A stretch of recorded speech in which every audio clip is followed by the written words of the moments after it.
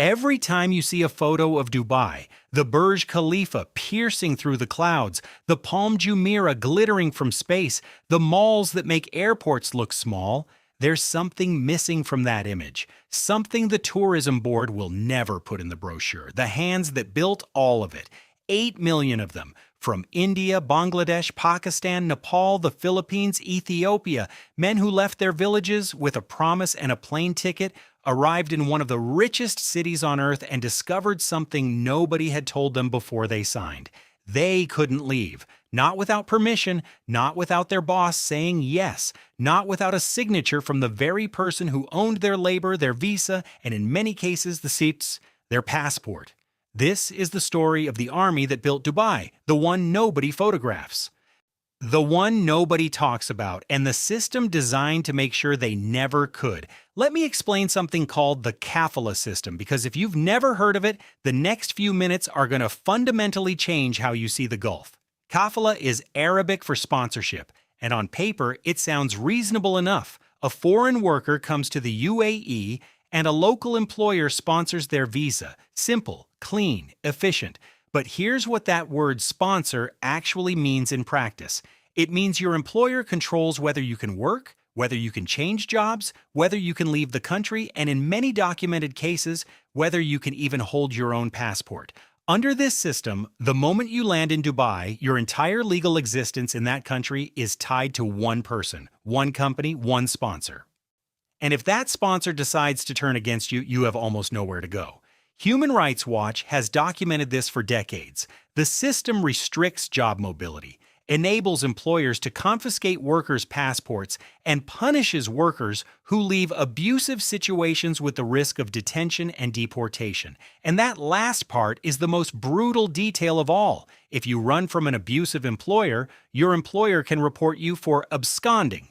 That's the legal term, absconding, like you're a runaway. And once that charge is filed, you're not just unemployed, you're undocumented, you're illegal, and you can be arrested. Think about that architecture for a second. A system where escaping abuse makes you a criminal, where the person harming you also holds the legal power to have you imprisoned for leaving. Your lawyers and human rights organizations around the world have one word for this kind of arrangement: modern slavery. Now here's where the numbers start to feel like something out of a different century. The UAE has the highest proportion of migrant workers of any country on earth.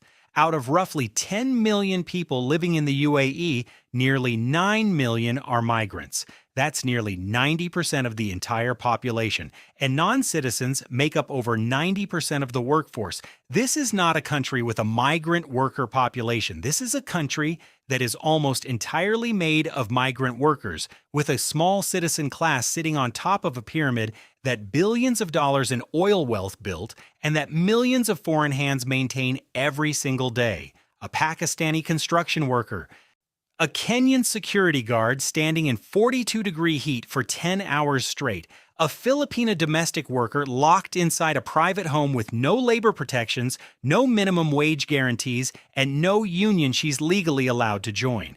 A Bangladeshi man who borrowed the equivalent of $3,000 from an informal lender at 50% annual interest just to pay the recruitment fee that got him the job in Dubai in the first place. And here's the part that should make your stomach turn. Charging workers recruitment fees is illegal in the UAE.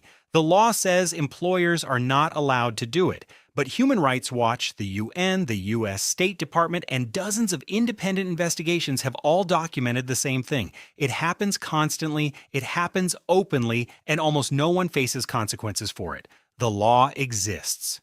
The enforcement doesn't. Let's talk about passports, because this detail alone tells you everything you need to know about the real power structure inside this city. UAE courts ruled passport confiscation illegal. A Dubai court specifically ruled in 2001 that employers are not permitted to take a worker's passport under any circumstances. That ruling is over 20 years old. And Human Rights Watch reported that every single construction worker in their research, everyone, had their passport confiscated upon arrival. When investigators asked a Dubai naturalization official about it, his response was remarkable. He acknowledged it was against the law. Then he justified it anyway, saying sometimes workers lose their passports, so the company is keeping it safe for them. Safe. They're keeping it safe for them. A worker at Dubai International Airport, or one of the busiest airports in the world, gleaming, state-of-the-art, a monument to modernity, told investigators he earned 1,500 dirhams a month.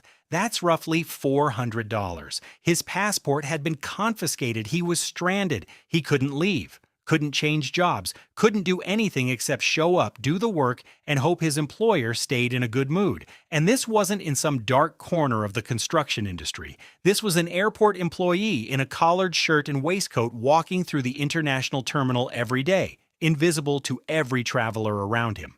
Now I want to talk about the heat, because this is where the story stops being abstract and starts being a matter of life and death. Dubai's summer temperatures regularly hit 45 degrees Celsius with humidity levels that make the actual felt temperature significantly worse. The UAE government implemented a midday work ban. Outdoor labor is prohibited between 12:30 and 3:30 in the afternoon during peak summer months. On paper, it sounds like protection. In practice, it's a fig leaf. Human Rights Watch obtained documented proof that workers were laboring outside in 42-degree heat during the very months the ban was supposed to be in effect, including at the sites being prepared for COP28, the United Nations Climate Conference. The world's leaders flew into Dubai to discuss saving the planet from extreme heat, and outside, migrant workers were building the venues in that extreme heat, in violation of the law, while the world looked the other way. Workers in renewable energy projects, solar farms, wind installations told investigators they were made to stand in scorching temperatures for more than 10 hours with inadequate water and no shaded rest areas. Many reported health impacts, and when workers return home with long-term illnesses from heat stress, kidney failure from chronic dehydration is one documented consequence. They come back with nothing, no compensation, no health care, no acknowledgement that Dubai owes them anything at all. The UAE bans trade unions. Workers cannot collectively bargain, cannot strike, cannot organize. Any worker who raises their voice too loudly risks being labeled a troublemaker, having their visa revoked, and being put on a plane home, with their recruitment debt still unpaid. Here's the detail that should end the conversation about whether this is accidental or designed. In July 2024, 57 Bangladeshi migrant workers were sentenced in a UAE court. Their crime was not theft, not violence, not any harm to another person. They had participated in protests about their own government back in Bangladesh. The political crisis happening thousands of miles away from Dubai. 3 of them received life sentences. 53 received 10 years each. Migrant workers in a country where they make up 90% of the population, where their labor built every tower and cleaned every marble floor and drove every luxury car, sentenced to years in prison for expressing a political opinion about their home country.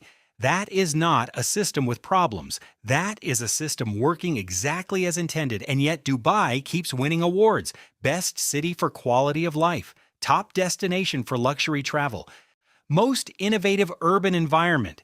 The awards come with glossy photos of the skyline at golden hour, the fountains dancing in front of the Burj Khalifa, the infinity pools hanging over the sea. Nobody photographs the labor camps in Sonapur, where tens of thousands of workers live 12 to a room in buildings without functioning air conditioning, in a neighborhood that might as well be on a different planet from the downtown Dubai that tourists know. The two Dubais exist 3 miles apart and might as well be separated by a century. Nobody photographs the man who paid everything he had to get here, who works 10 hours in the sun, who sleeps in a room so crowded he can hear every other man breathing, who sends home a fraction of what he was promised, who cannot leave. And who knows that if he complains, if he says a single word out of line, the entire house of cards collapses. No visa, no job, no way home, just a deportation order and a debt he'll spend years trying to pay off. Dubai likes to present itself as the city of the future, the place where human ambition has no ceiling. And in a sense, that's true. It's just not the future they're advertising. It's a future where a small class of citizens and wealthy expats lives in extraordinary comfort, serviced at every moment by a vast invisible workforce that has no rights, no voice, no path to citizenship, no way out. It's a future where the towers keep rising and the labor that raises them is treated as a resource to be used and discarded, not as human beings with dignity and rights. The Burj Khalifa is 828 meters tall. You can see it from miles away. It is genuinely one of the most stunning things ever built.